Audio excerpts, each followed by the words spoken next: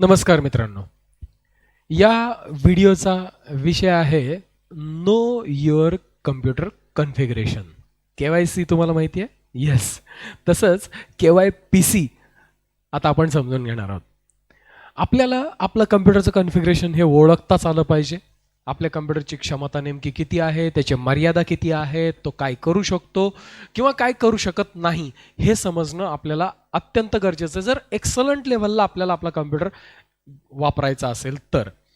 Yes, ज्या पद्धतीने आपण टू व्हीलर वापरत असतो, फोर व्हीलर वापरत असतो, तर आपल्याला डोळ्याने दिसत असतं की त्याचं लोड वाहून नेण्याची क्षमता किती आहे, आपला स्पीड किती टॉप जाऊ शकतो, किती चढ ही गाडी चढू शकते, किती लोकांना कॅरी करून घेऊन जाऊ शकते, हे सगळं आपल्याला डोळ्यांनी दिसत असतं.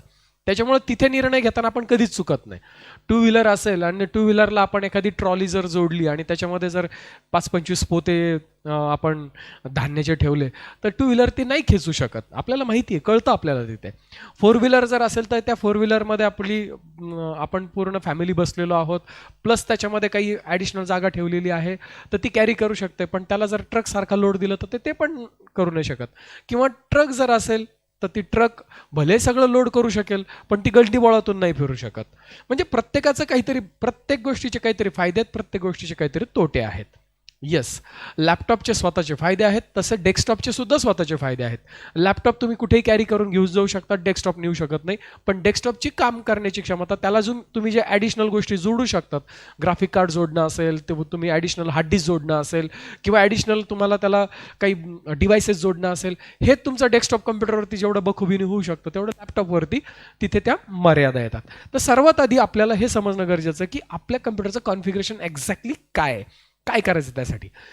दिस पीसी किंवा माय कम्प्युटर जे आहे, येस, तुमच्या इथे दिस पीसी किंवा माय कम्प्युटर असेल, त्या माय कम्प्युटर किंवा दिस पीसी वरती राईट क्लिक करायचंय आणि पहिलं क्लिक करायचंय तुम्हाला प्रॉपर्टीजला. मेनूमध्ये सगळ्यात लास्टला हे ऑप्शन असतं. प्रॉपर्टीजला क्लिक केल्यानंतर सर्वात पहिलं आपल्याला कळतं की आपली नेमकी ऑपरेटिंग सिस्टम कोणती आहे आणि ही ऑपरेटिंग सिस्टम ॲक्टिवेटेड आहे की नाही. जर इथे ती ॲक्टिवेटेड नसेल, पहिलं नाव येतं इथे, विंडोज 7 असेल, विंडोज 8 असेल, विंडोज 10 असेल, तर ती ऑपरेटिंग सिस्टम इथे कळते.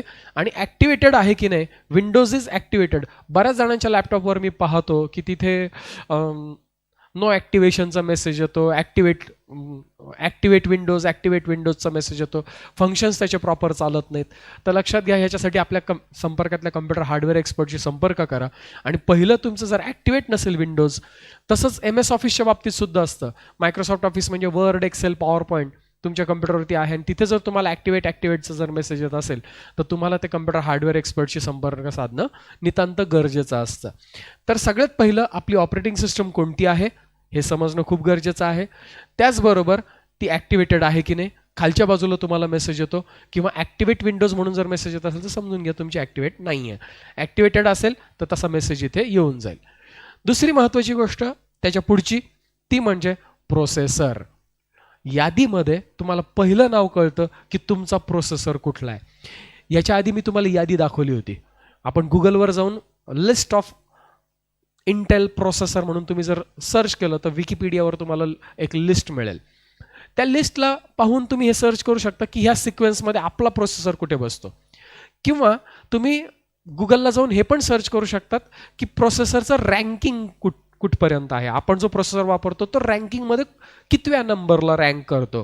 तर processor ranking, Intel processor ranking असं जरी सर्च केलं, इंटेल प्रोसेसर कंपॅरिझन असं जरी सर्च केलं की तुम्हाला त्याचे चार्ट्स मिळतात. तिथे डायरेक्ट असे बार्स दिसतात आणि त्या बारमध्ये लक्षात येतं की आपल्या प्रोसेसरपेक्षा हा प्रोसेसर किती ताकदवान आहे किंवा आपला प्रोसेसर किती ताकदवान आहे. तर सगळ्यात पहिलं आपल्याला हे समजून घ्यायचं की प्रोसेसर तुमचा कोणता आहे. Intel registered core trademark i5 आणि त्याच्या पुढे आहे 8400 CPU म्हणजेच मायक्रो प्रोसेसर ॲट 2.8 GHz. त्याचा स्पीड असतो, स्पीड पण मॅटर करतो. तो जितक्या जास्त स्पीडचा असेल तेवढा जास्त तुमचं काम जे ते फास्ट होतं. म्हणजे i5च प्रोसेसर आहे आणि या i5च्या प्रोसेसरमध्ये तुमच्या कम्प्युटरमध्ये आहे 2.8 आणि दुसऱ्या एका कम्प्युटरमध्ये आहे 2.4. तर निश्चितच 2.8 वाला जो प्रोसेसर ज्याच्या कम्प्युटरमध्ये आहे तो निश्चितच चांगल्या स्पीडने, त्याच्यापेक्षा जास्त स्पीडने काम करेल. आता याच्यामध्ये जनरेशन नावाची कन्सेप्ट आहे. i3 प्रोसेसर पहिली जनरेशन, दुसरी जनरेशन, 5वी जनरेशन, 7वी जनरेशन, 8वी जनरेशन, 9वी जनरेशन. तर ही जनरेशन कशी ओळखायची? किंवा i5चा प्रोसेसर आहे किंवा i7चा प्रोसेसर आहे, तर त्याची जनरेशन कशी ओळखायची? तर तो जो नंबर असतो, तर इथे नंबर काय आहे? 8400, 4 अंकी नंबर आहे. तर ह्या तुमचा जर 3 अंकीच नंबर असेल तर समजून घ्यायचं तुमची जनरेशन ही पहिली आहे. त्यांनी काय केलं, पुढचे जे 3 कॅरेक्टर्स आहेत, पुढचे 3 कॅरेक्टर्स हे त्या प्रोसेसरच्या नंबरसाठी दिले. म्हणजे ॲक्च्युली हा प्रोसेसर किती नंबरचा आहे? 400 नंबरचा आहे. आणि त्याच्या आधीचा जो नंबर आहे 8, हा आहे त्याचा जनरेशन, 8 जनरेशन. म्हणजे हा i5 आहे आणि 8व्या जनरेशनचा आहे. इथं जर 7400 असतं तर याचा अर्थ हा 7व्या जनरेशनचा आहे. इथे जर फक्त 550 हा आकडा असता, 550, तर याचा अर्थ हा पहिल्या जनरेशनचा आहे. 2550 असतं तर हा सेकंड जनरेशनचा आहे. 550 त्याचं मॉडेल आहे. लक्षात येते? या 4 आकडे तुमच्याला लक्षात घ्यायचे. आपलं प्रोसेसरची जनरेशन नेमकी कोणती आहे? i5चं प्रोसेसर आहे आणि ह्या i5चं प्रोसेसरमध्ये तुमच्या एका कम्प्युटरला आहे i5 प्रोसेसर हा 7व्या जनरेशनचा आणि एकाच्या ह्याला 8व्या जनरेशनचा. तर निश्चितच 8व्या जनरेशनचा प्रोसेसर थोडं जास्त वर्क करू शकेल, जास्त त्याला स्पेसिफिकली स्पीड तर सारखाच असणार, पण काही विशिष्ट प्रोग्राम हे 8व्या जनरेशनला चांगले समजतील.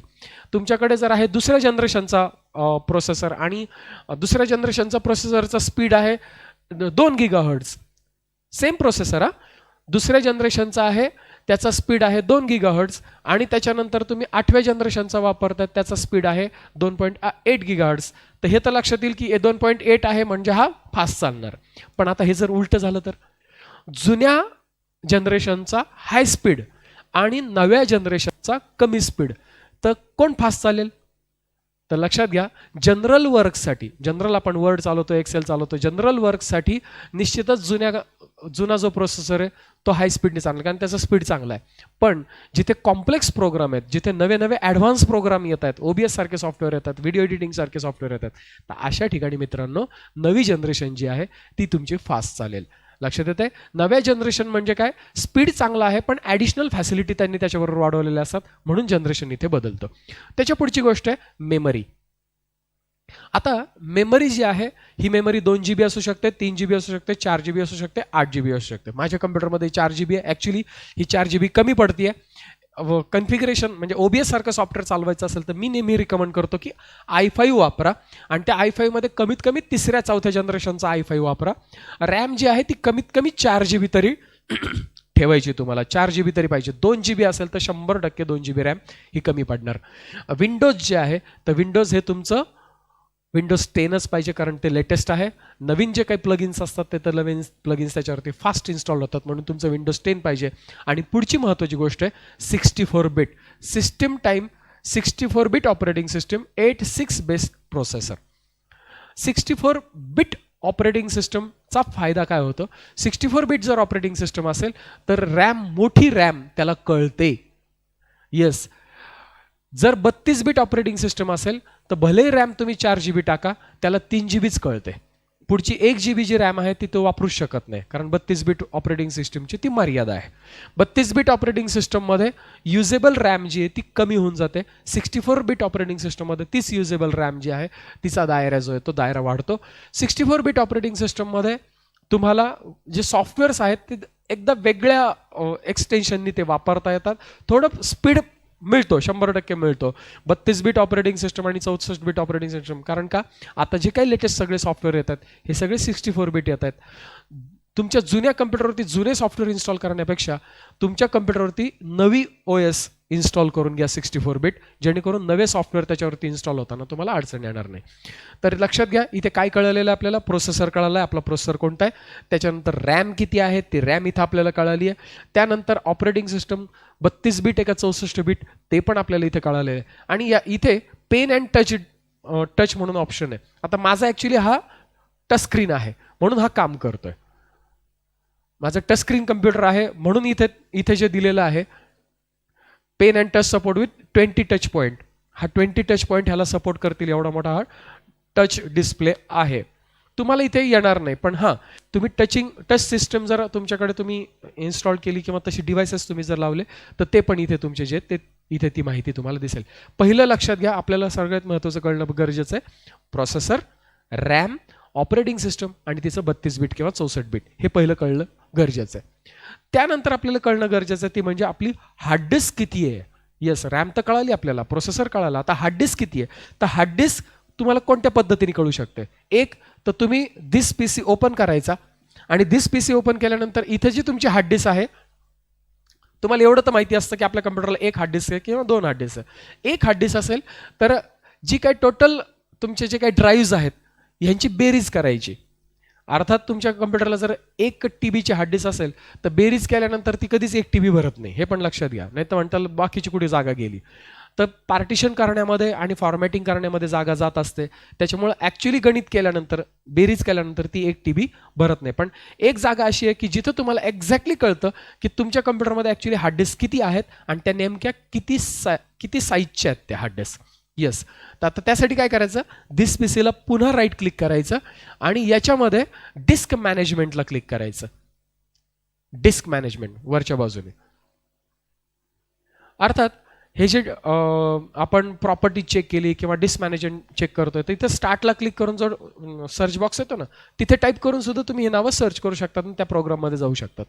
आता डिस्क मॅनेजमेंट काय करतं, आपल्याला हे सांगतं की आपल्या कम्प्युटरमध्ये hard disk, yes, internal memories ज्या आहेत त्या किती आहेत आणि त्याचे पार्टिशन कशा कशा पद्धतीने आहेत.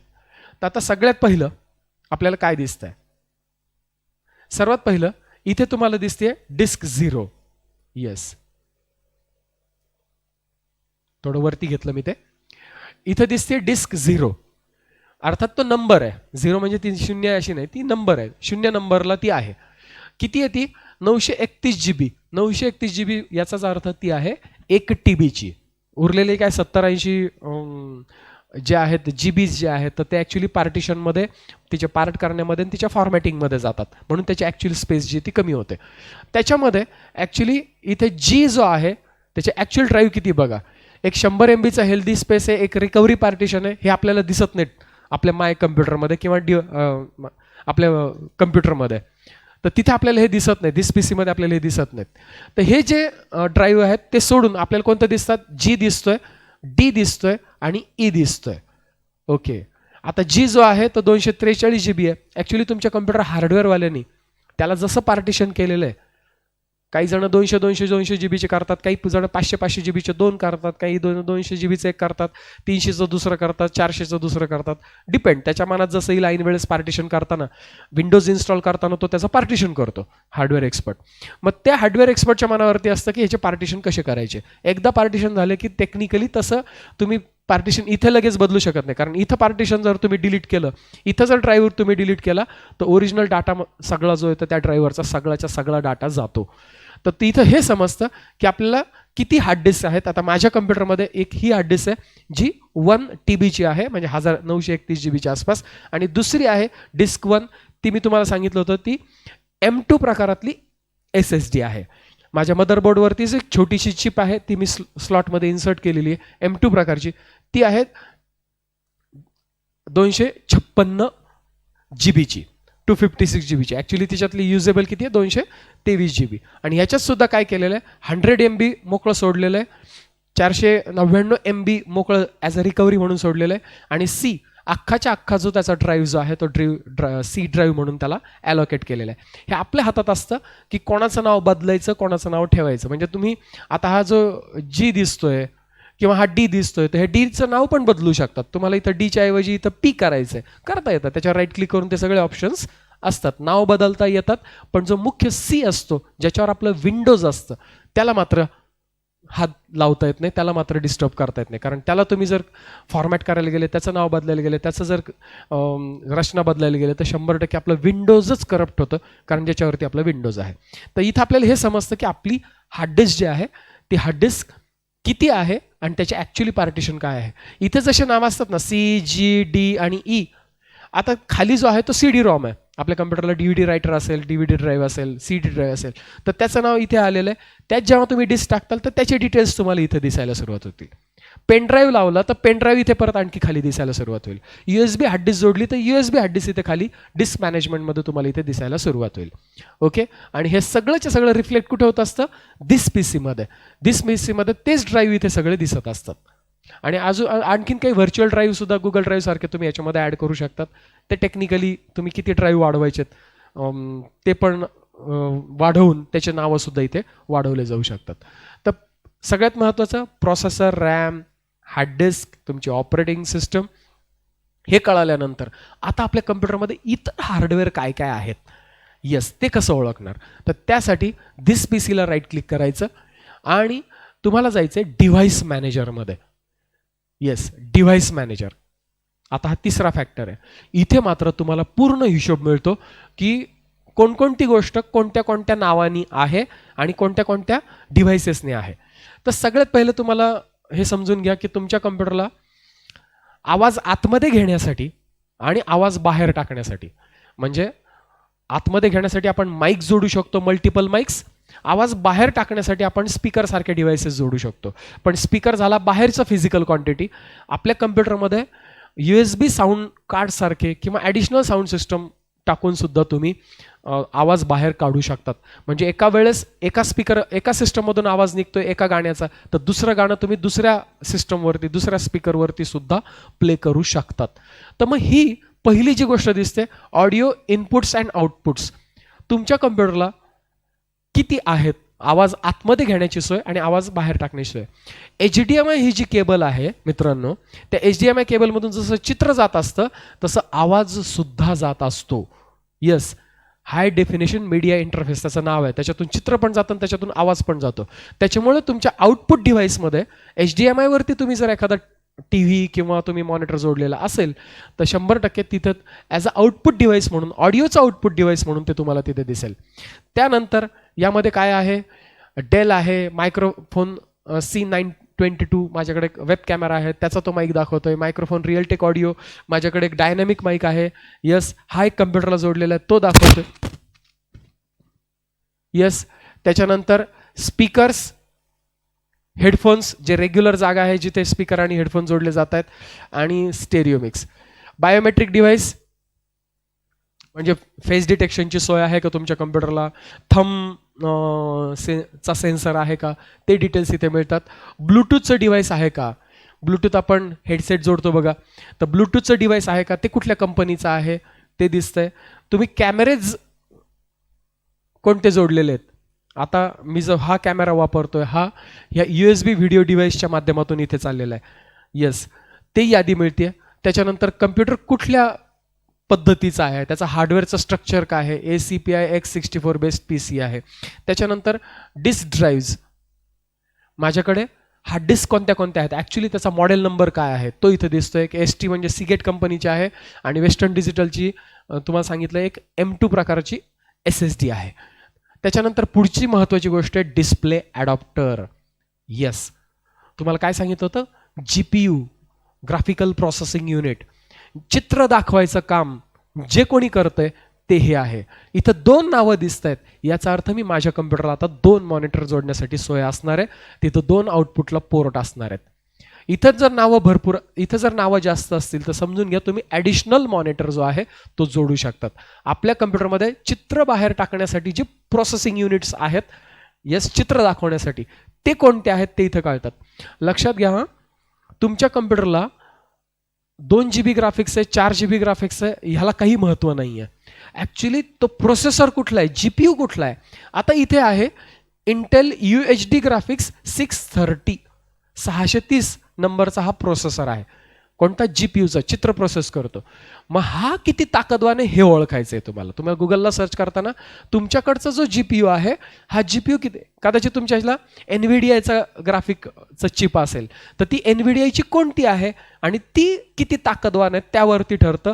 त्याला रॅम किती आहे, हा तर रॅम तर लागणारच, त्याला प्रोसेसिंग करायचं म्हणजे त्याला रॅम लागणार. पण ॲक्च्युली तो प्रोसेसर किती ताकदवान आहे चित्र प्रोसेस करण्यासाठी ते इथं समजणं खूप गरजेचं आहे. कुठे, डिस्प्ले ॲडॉप्टर्समध्ये. त्याच्यानंतर पुढे आहे DVD आणि CD-ROM, तुमच्याकडे कम्प्युटरला जोडलेला असेल तर तो आहे की नाही. त्याच्यानंतर firmware, HTT tech 5 technical terms आहेत ह्या. त्याच्यानंतर ह्युमन इंटरफेस डिव्हाइसेस, आता तुम्ही USB माध्यमातून काय काय जोडलेलं आहे. येस, कीबोर्ड, माऊस, ते पेन टॅबलेट, ती यादी जी आहे ती यादी तुम्हाला इथे दिसेल ह्युमन इंटरफेसमध्ये. त्यानंतर इमेजिंग डिव्हाइसमध्ये सुद्धा इथे सुद्धा कॅमेरेज दिसतात. आपण कॅमेरे जे आहेत ते कॅमेऱ्यामध्ये सुद्धा तुम्हाला कॅमेऱ्याची लिस्ट दिसू शकते, किंवा इथे इमेजिंग डिव्हाइसमध्ये सुद्धा तुमचा कॅमेरा जो आहे तो कॅमेरा तिथे पण दिसू शकतो. कीबोर्ड कोणता आहे, माऊस कुठला आहे, मॉनिटर्स कुठले आहेत, त्याला मॉनिटर पण ओळखता येतात, मॉनिटर तुम्ही कुठला जोडलेला आहे. नेटवर्क ॲडॉप्टर्स, लॅन, वॅन किंवा वायफाय ते कुठले कुठले आहेत, ते कुठल्या फॉर्मॅटनी चालत आहेत, त्याचे कुठले प्रोसेसर्स आहेत ते पण तो सांगताय. त्याच्यानंतर प्रिंटिंगसाठी काय सर्व्हिसेस तुमच्याकडे आहेत. हां, आणि आता इथे महत्त्वाचा फॅक्टर आहे तो म्हणजे प्रोसेसर. येस, इथे तुम्हाला हे कळतं की तुमच्या प्रोसेसरला ॲक्च्युली किती त्याला कोअर्स आहेत. येस, तुम्ही ड्युअल कोर हा शब्द ऐकलाय, क्वाड कोर हा शब्द ऐकलाय, 6 कोर हा शब्द ऐकला असेल. तर हे कोर म्हणजे काय, त्याच्यामध्ये ॲक्च्युली पॅरलल किती इंजिन्स आहेत. आपल्या गाडीमध्ये टू व्हीलर जर असेल तर त्याच्यामध्ये एकच ब्लॉक आणि पिस्टन असतं आणि त्याच्यावरच आपली गाडी पळते. पण फोर व्हीलर जर असेल तर त्याच्यामध्ये मल्टिपल असतात, 2 असतात, 3 असतात, 4 असतात. ट्रकसारखं युनिट असेल तर त्याच्यामध्ये आणखीन जास्त ब्लॉक आणि पिस्टन असतात. जहाजाचं इंजिन असेल तर त्याच्यामध्ये त्याहीपेक्षा जास्त ब्लॉक पिस्टन्स जे आहेत ते असतात. जितके जास्त ब्लॉक पिस्टन असतील हे तुम्हाला माहिती आहे, तितकी जास्त तुमच्या गाडीची ताकद असते. अगदी तसंच जेवढे जास्त तुमचे कोर्स असतील प्रोसेसरमध्ये, तेवढा तुमचा प्रोसेसर जो आहे तो पॉवरफुली काम करतो. तर तुमच्या प्रोसेसर जो आहे त्याचं नाव काय आहे, त्याचा स्पीड काय आहे, आणि त्याला ॲक्च्युली कोअर किती आहेत हे पण आपल्याला इथं कळतं. ओके, त्याच्यानंतर आहे सिक्युरिटी डिव्हायसेस, सॉफ्टवेअर डिव्हायसेस, आणि पुढची महत्त्वाची गोष्ट आहे साऊंड अँड गेम कंट्रोलर्स. म्हणजे काय की तुमच्या कम्प्युटरला जे माईक जोडायचं आहे, तुमच्या कम्प्युटरला जो स्पीकर जोडायचा आहे, त्याचं ॲक्च्युली हार्डवेअर तुमचे नावं इथं दिसतील. आवाज आत घेणारे, आवाज बाहेर टाकणारे जे हार्डवेअर आहे ते हार्डवेअर तुम्हाला इथं दिसणार आहे. Sound and video game controller. त्यानंतर स्टोरेज कंट्रोलर आहे, सिस्टीम डिव्हायसेस आहे. आता ही सिस्टीम तुमच्या मदरबोर्डवरचे जे वेगवेगळे हार्डवेअर्स असतात ना, ती ही यादी जी ती यादी इथं दिसते. आणि त्यानंतर लास्टला आहे ती म्हणजे USB. तुमच्या कम्प्युटरला जे USB सॉकेट्स आहेत ते USB सॉकेटची यादी जी आहे, आतमध्ये त्याचे जे कंट्रोलर्स असतात ते कंट्रोलर्स तुम्हाला इथे दिसतात. आता मित्रांनो, सगळ्यात महत्त्वाचं, एखादी गोष्ट त्याच्यावरती तुम्ही राईट क्लिक केली. आता समजा ही फॅक्स नावाची गोष्ट माझ्या कम्प्युटरमध्ये आहे, हार्डवेअरमध्ये यादीमध्ये मला इथं दिसतीये. आता जर याला येलो मार्क येत असेल, तुमच्या डिव्हाइस मॅनेजरमध्ये तुम्हाला जायचं आहे आणि तुम्हाला हे पाहायचं की कशाला येलो मार्क आहे का. येलो मार्क जर असेल तर समजून घ्या ते डिव्हाइस तुमचं काम करत नाही आहे, ते माल फंक्शनिंग करत आहे, त्याचे ड्रायव्हर प्रॉपर इन्स्टॉल झालेले नाही आहेत. तर हार्डवेअर एक्सपर्टला सांगायचं की माझ्या डिव्हाइसमध्ये हे जे डिव्हाइस आहे हे डिव्हाइस काम करत नाही. बऱ्याच वेळा असं होतं की तुमच्या लॅपटॉपला वेब कॅमेरा असतो पण तो वेब कॅमेरा कामच करत नाही. तुम्ही सॉफ्टवेअरमध्ये त्याला सुरू करताना तिथे जो वेब कॅमेरा कामच करत नाही. याचा अर्थ काय की तो वेब कॅमेरा इथं यादीमध्ये दिसतोय, इमेजिंग डिव्हाइसमध्ये दिसतोय किंवा कॅमेराजमध्ये दिसतोय, वरच्या जे कॅमेराचं ऑप्शन आहे या कॅमेराजमध्ये तो दिसतोय किंवा इमेजिंग डिव्हाइसमध्ये दिसतोय, पण त्याला पिवळा मार्क आहे. त्याला येलो मार्क जर असेल तर समजून घ्या त्याच्या ड्रायव्हर इन्स्टॉल्ड नाही आहेत किंवा काहीतरी टेक्निकल प्रॉब्लेम आहे. तुम्ही हार्डवेअर एक्सपर्टला कॉन्टॅक्ट करायचं की माझे हे डिव्हाइस इथे चालत नाही आहे. बऱ्याच वेळा आपण काय म्हणतो की एखादा हार्डवेअर माझं वायफायच चालत नाही आहे, तर मग वायफाय ॲक्च्युली तुमची जे मी यादी सांगितली ती हे वॅन, मिनी पोर्ट, इथे कुठे पिवळा मार्क आहे का, इथे कुठली त्याच्या डिव्हाइसला येलो मार्क आहे का हे पाहून घ्यायचं. किंवा पूर्ण यादीमध्येच एक सेपरेट अननोन डिव्हाइस म्हणून एक यादी येते. कम्प्युटरला कळतच नाही की हे डिव्हाइस कोणतं आहे, कारण का त्याला त्याचे ड्रायव्हर मिळालेले नसतात. मग हे ड्रायव्हर नावाची कन्सेप्ट असते. आपण ज्यावेळेस कम्प्युटर इन्स्टॉल करतो, विंडोज इन्स्टॉल करतो, तर त्या हार्डवेअर एक्सपर्टचं काम असतं की हे सगळे ड्रायव्हर जे आहेत ते ड्रायव्हर व्यवस्थित इन्स्टॉल जर झाले तर सगळे डिव्हाइसेस काम करतात. इथं एखादं डिव्हाइस जर डिसेबल केलं, त्या डिव्हाइसवरती मी राईट क्लिक करतोय आणि डिसेबल डिव्हाइस म्हणतोय, डिसेबल डिव्हाइस, तर तो मला सांगतोय की हे डिसेबल केलं तर ते काम करणार नाही बरं का. मी म्हणतो येस. तर डिव्हाइस ज्यावेळेस तुम्ही डिसेबल करताल तर पहा त्याचा सिम्बॉल जो आहे तो सिम्बॉल बदललाय त्याचा. येस. मग असं पण पाहायचं की ते डिव्हाइस डिसेबल तर नाही आहे ना, तुमचा कॅमेरा डिसेबल तर नाही झालेला की ज्याच्यामुळे काम करत नाही. तुमचं ब्लूटूथ आहे, मग ब्लूटूथचं जे हार्डवेअर आहे ते डिसेबल तर नाही झालेलं म्हणून ब्लूटूथ काम करत नाही. वायफाय तुमचं डिसेबल तर नाही आहे ना, म्हणजे एक तर त्याचं ॲक्च्युली हार्डवेअरलाच प्रॉब्लेम असू शकतो, त्याच्या सर्किटमध्येच काहीतरी प्रॉब्लेम असू शकतो न चालण्याचं जे कारण आहे ते. दुसरे म्हणजे त्याचा ड्रायव्हर इन्स्टॉल नसेल, येलो मार्क येऊन जाईल, अननोन डिव्हाइस म्हणायला लागेल, कम्प्युटरला कळणारच नाही ते डिव्हाइस कुठले, त्याचे ड्रायव्हर इन्स्टॉल नसतील म्हणून पिवळा मार्क येईल. किंवा इन्स्टॉल असेल पण त्याला डिसेबल करून ठेवलेलं असेल, ते जर डिसेबल झाला तर 100% तो डिव्हाइस चालणार नाही. येस, तर आपल्याला आपली जे कम्प्युटरचं जे पूर्ण डिटेल्स आहेत ते डिटेल्स हार्डवेअर जे आहे ते हार्डवेअर इथून ओळखता येतं आणि इथून ते समजणं गरजेचं आहे. कारण का तुम्ही पुढं काम करत असताना पुढे जेव्हा एरर येतात, पुढे जेव्हा काही गोष्टी चालत नाहीत, तुमचा साऊंड सिस्टम चालत नाही, तुमचा माईक चालत नाही, तुमचा कॅमेरा चालत नाही, व्हॉटेवर काही चालत नाही, तर इथे येऊन बघणं गरजेचं असतं की इथून काही बंद आहे का, इथून काही गोष्टी काही बंद पडलेल्या आहेत का. ह्यासाठी डिव्हाइस मॅनेजरवरती एक लक्ष ठेवत चला सतत. डिस्क मॅनेजमेंटबद्दल सांगितलं, तिथं हार्ड डिस्कवरती लक्ष ठेवायचं आहे. आणि प्रॉपर्टीज, कम्प्युटरची प्रॉपर्टीज, तिथं तुम्हाला पाहायचं की आपल्या कम्प्युटरचा ॲक्च्युली कम्प्युटर, मी जे म्हटलं ना, नो युअर कम्प्युटर फर्स्ट. आपल्याला आपला कम्प्युटर काय आहे हे ओळखता येणं, त्याचं कॉन्फिगरेशन काय आहे हे ओळखता येणं खूप खूप गरजेचं आहे. याच्या पुढच्या पाठामध्ये आपण पाहणार आहोत नो युअर कम्प्युटर्स परफॉर्मन्स. आपल्याला आपल्या कम्प्युटरचा परफॉर्मन्स कसा चालू आहे, तो ताकदीने काम करतोय की नाही, हे ह्याच्या पुढच्या व्हिडिओमध्ये आपल्याला पाहायचं आहे. धन्यवाद.